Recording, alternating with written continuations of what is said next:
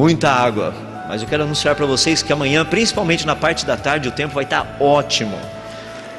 Seja lá para onde você for. Uma coisa que é interessante é que com Deus o tempo sempre está bom. Não tem tempo ruim. Ainda hoje eu e minha esposa estávamos conversando hoje à tarde. Olha, um tempo desse poderia ter arruinado totalmente essa semana de palestras. Eu vi gente dando risada e se alegrando em tudo quanto foi lugar por aí. Isso é motivo de ações de graças, pelo fato de a gente ver que a nossa maneira de viver não está sujeita à previsão do tempo. Graças a Deus por isso. Porque Deus, a Bíblia nos diz que Ele é a fonte da nossa alegria, não o tempo. Eu sei que atrapalhou um pouquinho, tinha uns planos assim legais, mas eu vi tanta gente enlameada hoje, que eu fiquei até com dó dos fósseis.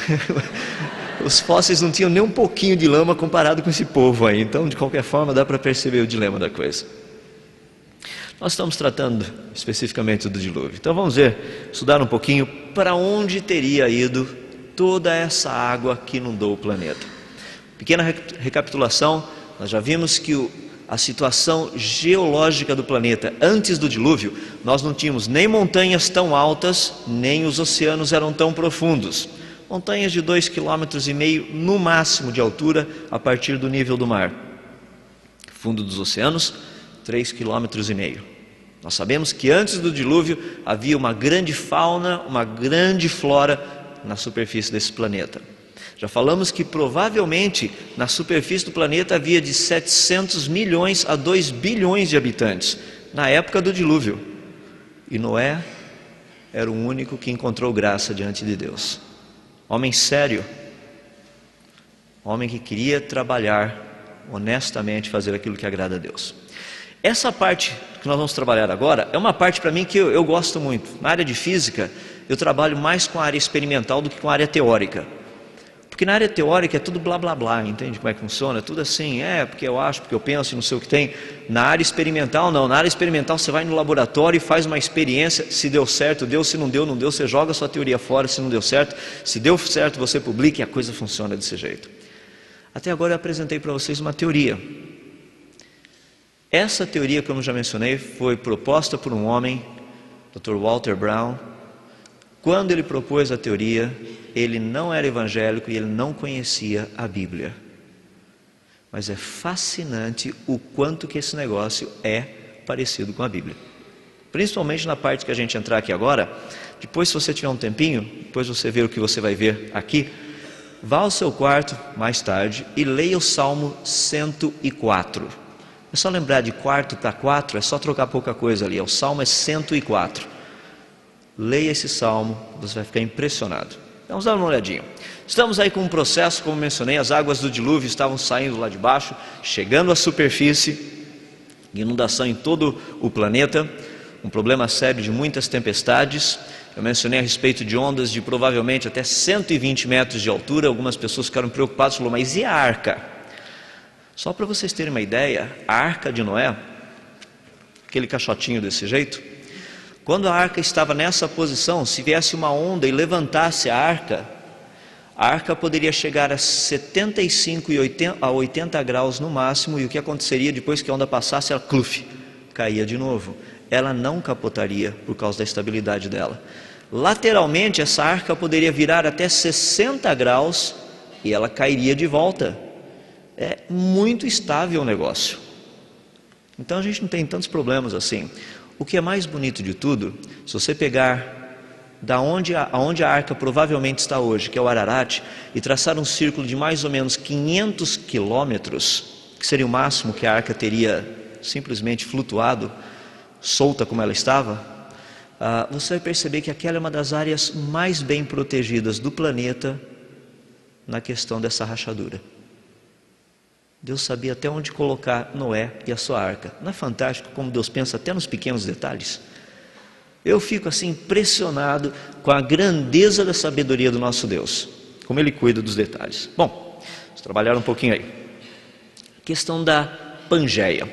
Eu vou usar algumas computações gráficas só para a gente ter uma ideia de como o negócio funciona. Aqui vocês estão vendo a Pangeia, ou seja, a formação dos continentes e das cadeias de montanhas. Observe um pouquinho o que teria acontecido durante o dilúvio. Praticamente você tem uma rachadura e você tem a movimentação dessas placas continentais, formando os continentes. Durante o dilúvio, durante esse tempo que a terra esteve inundada. Essa é a proposta. Deu para perceber o que aconteceu com os continentes? Nós vamos ver um pouquinho mais em detalhes. Quando a gente estuda esse negócio todo, tem um pouquinho de equações, como vocês estão vendo ali. A coisa não é simplesmente, não, porque eu acho que o versículo tal falando não sei o que tem, o versículo não sei o que tem. Não, a gente pega equações, você vai trabalhar, por exemplo, aqui você tem granito, aqui você tem basalto, se tem água entre eles, você tem água saindo por ali, essa água vai desbastar a parte de granito, vai desbastar a parte de basalto, então você vai ter formação de granito e de basalto em várias regiões do planeta, você vai encontrar basalto onde não deveria encontrar, coisas desse jeito. Que é exatamente o que a gente vê e encontra. Só que tudo isso é baseado em ciência, em cálculos. Tive uma pessoa uma vez que chegou para mim e falou o seguinte: eu não sei como é que vocês podem usar a Bíblia para fazer ciências. Ciência não pode fazer isso. É mesmo? Vocês sabiam que a teoria quântica foi desenvolvida por Max Planck, Schrödinger e outros? A base dela vem do hinduísmo, que era a religião de alguns deles. Eles acreditavam em castas. Ou você pertence a essa casta, ou a essa, ou a essa. Não é interessante que na física quântica você estuda os elétrons, ou eles estão nesse nível de energia, ou nesse nível, ou naquele nível? A ideia é a mesma, só que eles usaram a teoria deles. Eu acho que a religião deles não é boa, porque a teoria só funciona para um átomo especificamente, que é o de hidrogênio. Acho que se a teoria e a religião fossem boas, serviria para muito mais. Mas a gente fica trabalhando com esses negocinhos de religião ruim e teoria ruim, até que a gente acha religião boa e teoria boa. Vamos dar uma olhadinha a respeito de algumas coisas que são interessantes aí. Até cerca de mais ou menos 20 anos atrás, 30 anos atrás, desculpe-me, nós tínhamos a ideia de que o fundo dos oceanos era algo perfeitamente plano, igual ao fundo assim da praia. O negócio é que nós tivemos uma grande surpresa com um satélite chamado Seasat, satélite do mar. O alvo desse satélite, a princípio, era medir a elevação dos continentes. Colocaram esse negócio em órbita, ele ficou dando umas voltinhas e voltinhas e voltinhas, e os caras falaram, tem alguma coisa errada. Quando ele passa em cima do oceano, o oceano não é certinho. Tem lugares no oceano que ele é mais alto, tem os lugares que ele é mais baixo. Você vai falar, é óbvio, isso é onda. Não, não é onda não. Por exemplo, as ilhas do Havaí, por causa da gravidade naquela região, fazem com que o Oceano Pacífico naquela área suba mais de 150 metros.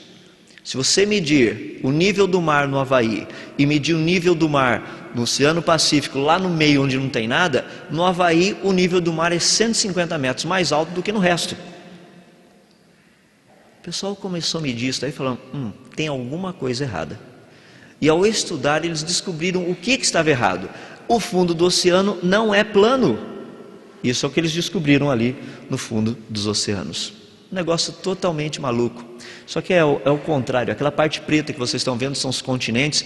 A parte verde, amarelo, laranja ali, a outra, está dando profundidades. Ou seja, o fundo dos oceanos tem uma cadeia fantástica de montanhas, que é mais ou menos aquilo que vocês estão vendo ali. A maior cadeia de montanhas, 74 mil quilômetros ininterruptos de montanhas, se encontra no fundo dos oceanos. Pergunta, não tem placa tectônica se mexendo ali. Como é que se formaram essas cadeias de montanha? Isso foi um problema e ainda é um problema para todo mundo. Como é que surge montanha no fundo dos oceanos? Por falar nisso, pessoal que gosta de rapel, eu estou programando assim uma expedição. Sabe o que é rapel, né?